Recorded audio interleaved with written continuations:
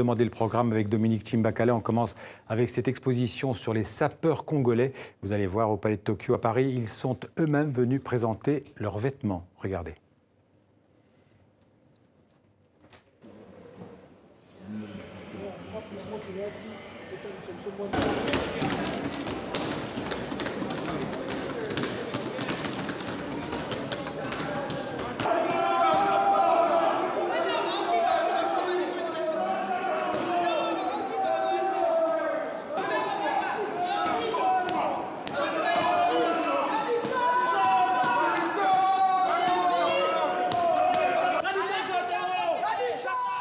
Alors, je disais, ce sont les sapeurs, des sapeurs un peu particuliers, puisque ce sont les membres de la Société des ambianceurs et des personnes élégantes. C'est comme ça qu'on les appelle. Absolument, c'est comme ça qu'on les appelle. Les sapeurs du Congo. Alors, vous avez vu, là, ils ont fait une performance. Alors, c'est un peu spécial, c'est un peu particulier, je le reconnais. Ouais.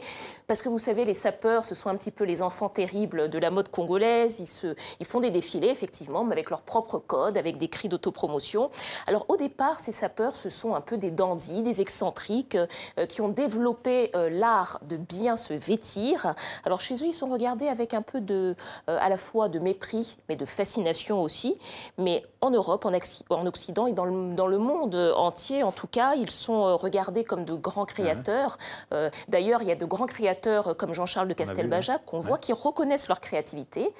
Alors nous aussi, nous sommes allés voir cette exposition qui est consacrée à la sape et qui est aussi consacrée à l'invention d'une nouvelle forme de sape aujourd'hui. Reportage. Qu'est-ce qu'il est capable de représenter? C'est pas la sape.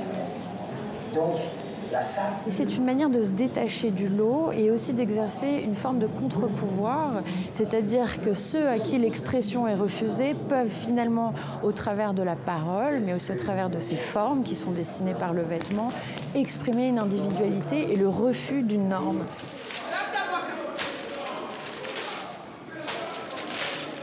Seda 100% papier récupère du papier destiné aux aliments sur le marché de Kinshasa. Il les amène ensuite à un couturier qui lui permet de réaliser les tenues comme celle-ci qui est derrière nous, qui est proche d'une tenue de cosmonaute.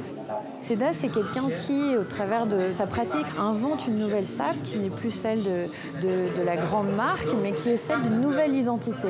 Et une identité tellement nouvelle qu'elle est finalement individuelle et singulière.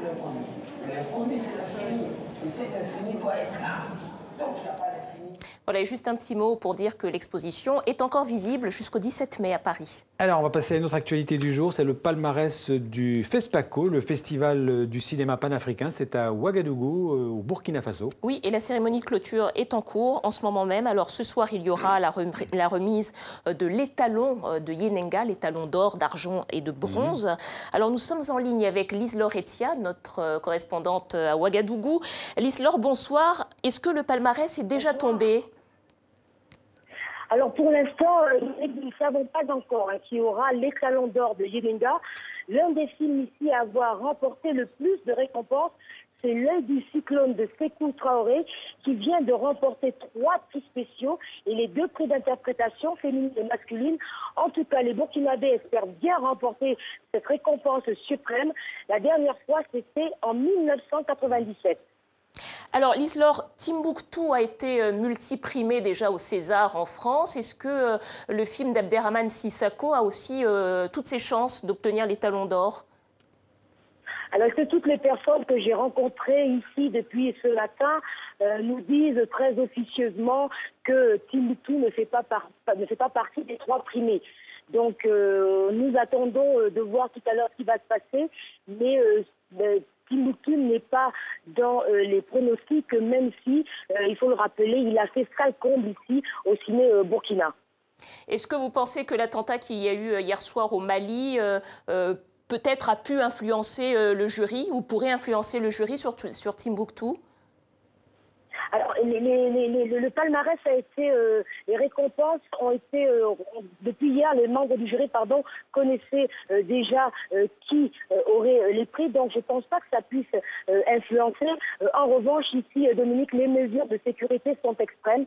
Le régiment de sécurité présidentielle qui assure l'encadrement ici des 12 000 festivaliers est presque, je dirais, en litre d'alerte. Merci Lise-Laure, et peut-être qu'on vous retrouvera d'ici la fin de ce journal si on a le palmarès du FESPACO à Ouaga. Absolument, on va partir en Chine rapidement, Dominique, avec un documentaire qui fait beaucoup de bruit sur Internet. Oui, et ce documentaire s'appelle China's Haze Under the Dome, la Chine dans la brume sous le dôme. Alors c'est un documentaire sur les ravages de la pollution en Chine, vous allez voir les images.